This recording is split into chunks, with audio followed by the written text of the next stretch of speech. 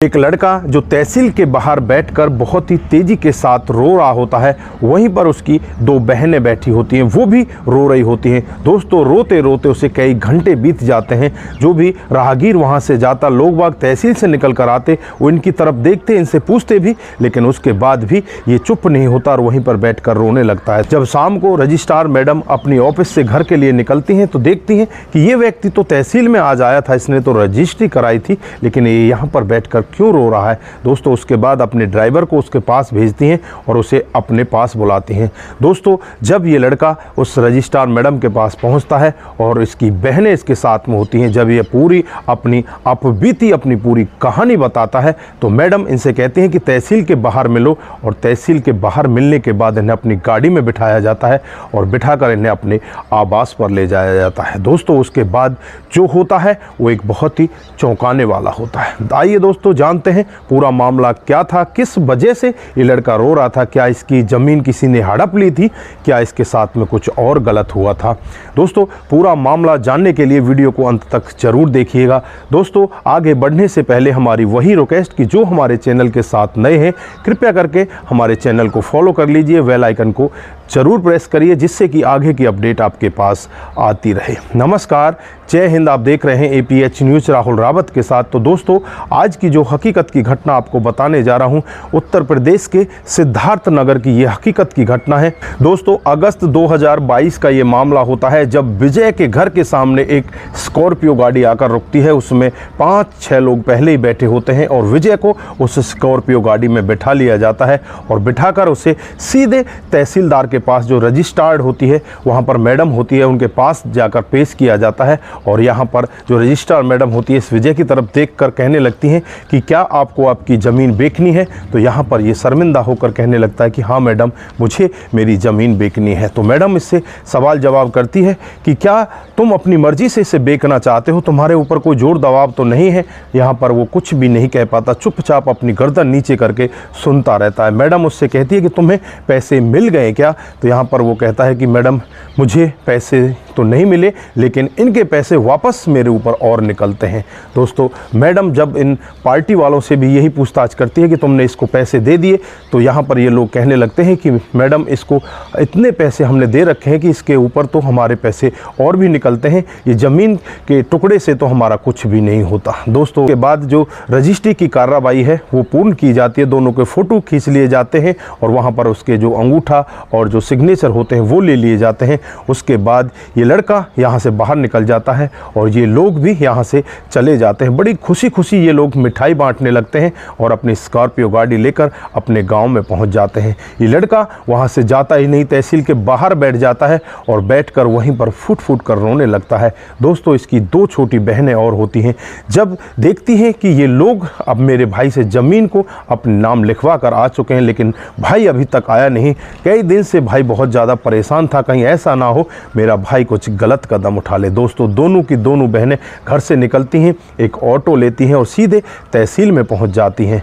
वहां जाने के बाद देखती हैं कि उनका भाई एक टीन के नीचे बैठकर बहुत ही तेज़ी के साथ रो रहा है, उसके आंसू रुकने का नाम नहीं ले रहे। दोनों बहन अपने भाई को समझाने लगती हैं, कहने लगती हैं कि भाई तू इस तरह से क्यों परेशान हो रहा है, जो होना था वो हो चुका, अब कुछ भी नहीं हो सकता, अब हमारे पास कुछ नहीं है, अब हमें अपने घर चलना चाहिए। लेकिन वो घर जाने का नाम नहीं लेता, वहीं पर बैठा बैठा रोने लगता है। दोस्तों, छुट्टी का समय आ जाता है, रजिस्ट्रार मैडम अपनी गाड़ी लेकर बाहर निकलती हैं तो सामने देखती हैं कि वही लड़का जो दिन में आज तुम्हारी तहसील के अंदर आया था, जिसकी आज रजिस्ट्री हुई थी, वही लड़का आज यहाँ पर फपक फपक कर रो रहा है।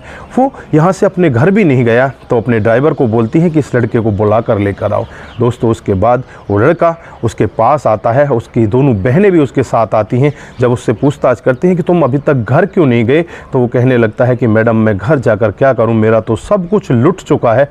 अब मैडम को भी कुछ शक होने लगता है और उससे कहने लगती है कि तुम मुझे तहसील के बाहर मिलो। दोस्तों, जैसे ही वो तहसील के बाहर मिलते हैं, गाड़ी रुक जाती है और रजिस्ट्रार की गाड़ी में ही इस लड़के को, इसकी दोनों बहनों को बैठा लिया जाता है और अपने आवास स्थान पर इनको लेकर जाया जाता है। दोस्तों, मैडम इनको एक रूम में बिठा देती है और खुद फ्रेश होने के लिए चली जाती है। लगभग 20 से 25 मिनट के बाद वो कपड़े चेंज करके वापस आती है और इन दोनों बच्चियों से और इसके भाई से पूछने लगती है कि तुम्हारे साथ में हुआ क्या है, तुम्हारी ये ज़मीन कैसे गई है, क्या तुम्हारे साथ में कोई ज़बरदस्ती हुई है।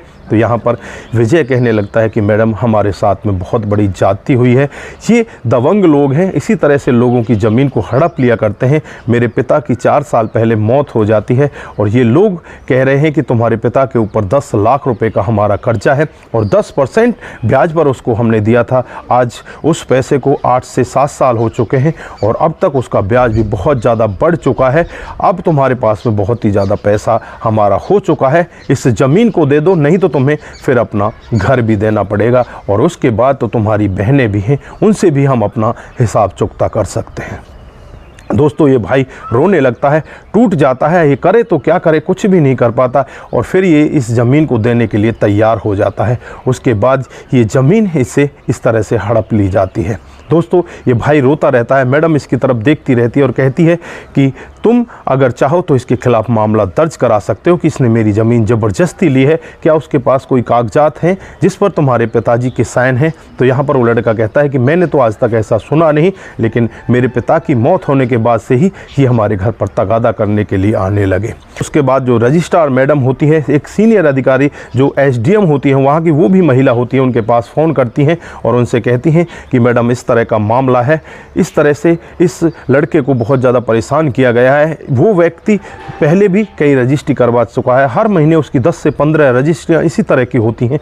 वो इस तरह का भूमाफिया बन चुका है, लोगों को इसी तरह से पैसे ऐंठा करता है। तो यहाँ पर इस लड़के को समझाया जाता है, इससे कहा जाता है कि तुम इनके खिलाफ मामला दर्ज कराओ। दोनों मैडम आपस में बातचीत करने लगती हैं, एक ही जगह पर वो दोनों आ जाती हैं और दोनों ही इनको समझाने लगती हैं। तो यहाँ पर जो विजय होता है वो कहने लगता है कि मैडम मैं इनके खिलाफ मामला कैसे दर्ज कर सकता हूँ, ये तो मुझे जीने नहीं देंगे, मेरी बहनों की बहुत बुरी हालत हो जाएगी, मेरी बहनों को भी ये नहीं जीने देंगे, मेरी बहन कहाँ जाएंगी, ये मुझे जेल के अंदर भी करा देंगे या मुझे मार डालेंगे, मैं इनके खिलाफ मामला नहीं दर्ज करा सकता। दोस्तों, उसके बाद जो मैडम होती हैं उसे अच्छे से समझाने लगती हैं, कहने लगती हैं कि तुम अपनी बहनों की चिंता मत करो, तुम्हारी बहन क्या कुछ पढ़ी लिखी हैं। तो वो कहने लगता है कि हाँ, इन्होंने 10वीं कर रखी है। तो वो कहते हैं कि तुम्हें टेंशन लेने की ज़रूरत नहीं है, यहीं पर हम तुम्हारी बहनों को किसी कोर्स में दाखिला दिला देते हैं। सिलाई बुनाई के बहुत सारे कोर्स होते हैं, ऐसे कोर्सों में तुम्हारी बहनों को दाखिला दिला दिया जाएगा और 6-7 महीने में ही वो एक अच्छा काम करने वाली बन जाएंगी और वो खुद पैसा कमाने लगेंगे और यहीं शहर में तुम रहो। उसके बाद जो भाई होता है वो भी मान जाता है और उनके खिलाफ धोखाधड़ी की और इस तरह से ज़्यादा पैसा ब्याज पर देने की कई तरह की जो वहाँ पर जो धाराएं होती हैं उनके खिलाफ लगा दी जाती हैं और इस तरह से मामला दर्ज कर लिया जाता है। उसके बाद जो वहाँ के SHO साहब होते हैं अपनी टीम लेकर उनके घर पर दबिश से देते हैं, उन्हें पकड़ने के लिए जाते हैं, लेकिन यहाँ पर भी पुलिस को डराया जाता है, धमकाया जाता है। उन्हें इस तरह से कहा जाता है कि अगर तुमने हमारे साथ कार्रवाई करने की कोशिश की तो तुम्हारे लिए अच्छा नहीं होगा। दोस्तों, यहाँ पर और एक सबूत उनके खिलाफ मिल जाता है जिसकी वजह से उन्हें तुरंत ही गिरफ्तार कर लिया जाता है और गिरफ्तार करके उन्हें जेल के अंदर बंद कर दिया जाता है। दोस्तों, ये एक पहला FIR उनके खिलाफ होता है। उसके बाद तो यहाँ पर FIR की छड़ी लग जाती है, उनके खिलाफ बहुत सारी FIR होने लगती हैं। लोग बाग कहने लगते हैं कि हमारे साथ भी इन्होंने ऐसा ही किया है, हमारे साथ भी इन्होंने ऐसा ही किया है।